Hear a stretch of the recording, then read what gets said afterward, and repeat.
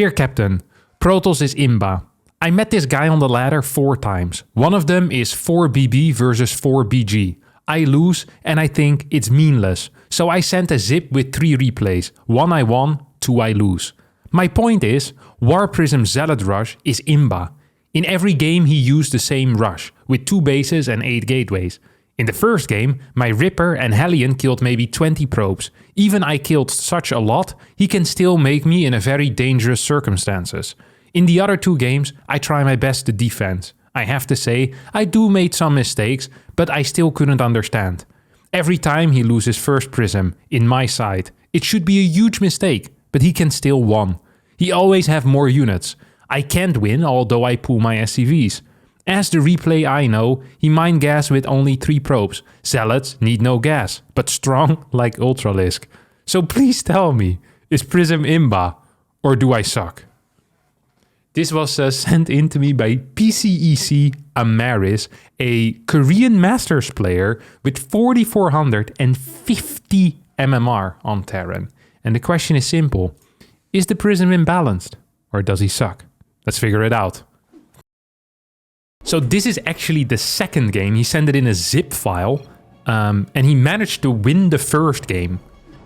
In their first game, Amaris opened up with 3 Reapers and 2 Hellions, killing a bunch of probes in the undefended natural and even scouting the Warp Prism quite early. Despite that, he still is always a little bit out of position and takes consistent bits of damage from the Zealot harass over and over and over and over and over again, until the Prism eventually gets caught by a Widow Mine. But since the Reapers and Hellions cleared all the probes in the Protoss Natural a second time, our Barcode Warrior is unable to defend the big Terran move out and taps out with a quick nice. So the first time he played against this particular cheese, he managed to win. The second and the third time, he managed to lose. This is very odd because usually when you play against something weird, it is harder the first time, but our hero of the day, Amaris, is going to show us how it's possible that you actually lose a game after already beating that particular cheese and probably also knowing that it's coming. Now they're starting off with some chatting here. Good luck, have fun. You again? Yes. Yes, indeed. So I didn't know they were so chatty on the Korean server. I also figured they would chat just purely in Korean. I guess there are some Chinese players on the Korean server as well, since the Chinese server got deleted by Blizzard. What do you want to do this time? Dark Templars? This is kind of mean, I think, out of Amaris, no? He's like poking the bear after he's lost already. You just knocked out the bear and then you woke him up by throwing some water in the face. And then you start grabbing your stick out again. This is a risky maneuver. You never poke the cheesy Protoss, my dear friend. You never... Oh yeah, there we go. Big word. You will lost. Look at you. Uh-oh. You are gonna be lost, my dear friend Amaris. Gonna have fast SCV scout. You will lost this time. Yeah, he's pooping his pants. Because he knows this guy's a cheesy prick. He's like, I'm not dying against no proxies. Not dying against no proxies. I'm gonna be moving across the map, gonna get a quick scout, and I dig it, you know? You learn English from your sport teacher. You should say, you will lose. Instead of lost. Yeah. What is this? I'm not good at English. Why is he so aggressive about the English? I just read the imbalance complaint form that you sent in, buddy. You call a Reaper a Ripper. You misspelled every word. It was prone with just weird syntax errors. You put commas where they didn't belong. Colons where they didn't belong. Just the entire thing was a complete mess. I don't think you're the one. Well, I guess you did teach him something here. I've never seen the sports teacher insult. I gotta have to keep that in my back pocket. In case I ever get into a fist fight with someone with worse English than me. That's a nice one. I do like it. What I don't like is the timing on this factory. Sorry, back into the game. Timing on the factory here is going to be fairly late. We have was this a reactor first? It must have been, right? I don't see a Reaper. I don't think units have been lost yet. No, okay. So reactor first, going to be a bunch of Marines here coming out. It's going to probably build a bunker up here as well. You will, because I don't know this map. I think that's supposed to say win. You win or you won, because I don't know this map. The first game actually was also played on this map. The game that Amaras managed to win against the Charge Lot All-In. I had not played in 3 seasons. Okay. So he wasn't aware of Kingscoff. It's weird to say that about Kingscoff, because Kingscoff is actually a map that used to be in the map pool back in the day already as well. So it's one of these things that doesn't make a whole lot of sense. Okay, it's gonna pull out of gas here. It's gonna keep 2 workers in gas, and then it's gonna go for a couple of extra gateways for a charge lot. And meanwhile, Amaris is gonna open up with pretty much. I'm not sure if this is the hardest counter that you can do, but probably what he believes to be the hardest counter. Straight up Cyclone, lots of Marines from a reactored barracks.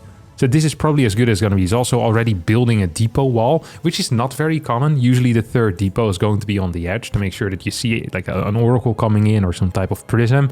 You don't usually start building that in the wall instantly. Bunker's also very far forward. Like, these are good things to do probably against a charge lot all-in, although not so great against a lot of other more standard openers. Although actually against the charge lot all-in, maybe I would want to have my depot closer to my CC, my bunker a little bit closer as well. So you kind of form like a very quick semi-wall already. But it's hard to say what the exact correct blind counter is. I do believe that if you're playing against someone that's just building charge lots and your plan is to blind counter, I genuinely think it's a good idea to get some type of harassment on the map. You want to get some scouting and some harassment, because it's really hard with low gas to deal with a medevac. You just don't have the gas to warp in a lot of stalkers most of the time. We see that Amaris here is deadly afraid of DTs as well, and actually does have a Raven out. Prism is going to warp in the first 4 Zealot, and then probably making its way over across the map. Observer's gonna join in as well, but it shouldn't be super useful. Ooh.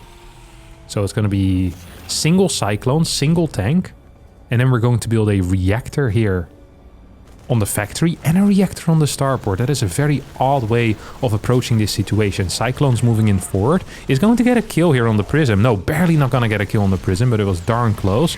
Cyclone's gonna get knocked out. So overall, oh, there does go the Prism. Overall, an okay trade here, I think, for the Terran player. Loses 5 SCVs, a Cyclone and 3 Marines, but kills 4 Zealots and a Prism. And on top of that, also knows exactly which build is coming in. Now, if you know that someone is Zealot rushing, what do you want? Probably want to add a bunker in the main base, right? Because you know they're going to have to go and maybe even put it over here, or just over here is a fine position, but maybe an extra bunker over here nearby your tank. Like, there's a lot of things that we can do to kind of prepare for the future. We already have Stim in combat. We have a Raven out. Like, we should be capable of just stabilizing at this point. All we need to do is make sure that we don't get caught completely out of position. Marines should be in between the 2 bases as well, so they can quickly respond to wherever the opponent is going to be hitting. Don't forget that only 4 Zealots can instant drop, and afterwards the warping is going to be 8 Zealots. So you're going to have to deal with 12 Zealots at some point, most likely. And there we go. Tank is going to get sniped here instantly, had no protection whatsoever. Marines are very far away. Mine is out of position as well. Trying to get the repair on that bunker, which is not quite going to work out here. That's going to get knocked out too. And I think as a result, Amaris is actually going to be in a little bit of trouble. I mean, he just doesn't have a lot of units anymore. Vikings out of position, turrets in bad spots as well. And I think his spot is actually really bad. And this is so funny to me, because he is completely gambling on the Prism going to the main base again. And then it doesn't go to the main base, and he's in trouble. It's like, yeah, if you put all of your eggs in one basket, and that basket is made out of snow, and then the sun starts shining a lot, then it would be a bad basket to put the eggs in. So he's going to leave without a GG here as well. Some very clean mistakes. And this is the reality against all-ins often as well, is that if you're not responding well to the all-in, you're gonna die most of the time. And it felt like there was some serious under preparation. No bunker in the main base, units not in between the 2 bases that could be attacked. And then, yeah, you're just kind of gonna lose. That is how things tend to work at high level. But let's see if he manages to improve his position a little bit in the next game, because we have one more loss. Let's see if Amaris managed to learn anything from his lessons in the first game, or I guess the second game against this, mainly when it comes to unit positioning. There's also a case to be made, by the way, to just continuing factory unit production rather than building a reactor on it, which seems kind of odd if you know that you're being all in. And when I say kind of odd, I mean really freaking weird. Because tanks, cyclones are going to be great tools to have to deal with any type of 2-base all-in out of the Protoss player. Having 2 tanks that cover each other, hell yeah, that's going to be great. Having 1 tank a base, hell yeah, that's going to be great. I think all of these things can really help you. Having a faster Viking as well would be huge, or like Raven into Viking. The moment you realize that there's most likely going to be another Prism, you can patrol Vikings to kind of deny fly-ins in certain areas. Like there's really so much that you can do. There's so many different ways to approach this. You can have like 6 different school of thoughts, and all of them, they kind of, you know, probably get you to a win, but some of the basics do need to be correct. And like, don't get me wrong, it feels like small errors having your entire army out of position, but when you're getting to the 4.5k level at Masters in Korea, you probably should be capable of having some slightly better unit position, at least in my opinion, of course. Okay, factory is gonna come down, this time a little bit tighter on the timing, I think. This is a Marine into Reactor factory. Ooh, he's forgetting his depot, no? Is that late? I feel like that depot is supposed to be here already. Because right now what's going to happen is this reactor is going to finish up and you're actually going to be supply blocked for a little bit, aren't you? Yeah, you can't instantly start your Marines, which kind of defeats the purpose of the fast reactor. They're just going to be delayed by 8 seconds for no real reason. That's actually quite a big mistake with this build order. It's a little bit silly. At the same time, what do we have over here? Our barcode player is going to try to wall this off with Twilight plus Gateway, I guess. It's going to be, or Robo. He's probably just going to use a Robo because he wants to go for that very fast drop once more, most likely. What else do we have on the way? Marine production started. Second barracks. Okay. So this is actually more of a... Could we call this a blind counter? Like, I'm not even sure if it's a blind counter. I think it's just an easier approach. Like, this is a much easier hold because you're naturally going to have a lot of units, right? You're probably going to build a Cyclone here as the first bad boy. And then it's going to go into like a tank, or maybe swap the factory with this barracks. That's also a possibility. There's a lot of possibilities here. Marines are going to have to deal with this Stalker. Stalker actually being very annoying here. Might be capable of getting some kills.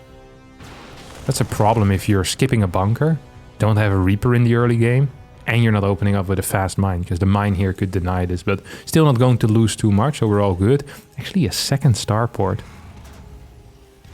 I think this is just a bad build, to be honest. I thought it was going to be like an uber safe, uber easy build, like barracks, factory into 2 more racks, and then going for stim combat. But now I think this build is just genuinely bad. Like, I don't quite understand what the purpose of this build is. We're going to have another supply block here as well. We don't have a bunker quite yet either. There is a Cyclone that's going to move across. It's actually going to be capable of dealing a bit of damage as well. Look at that.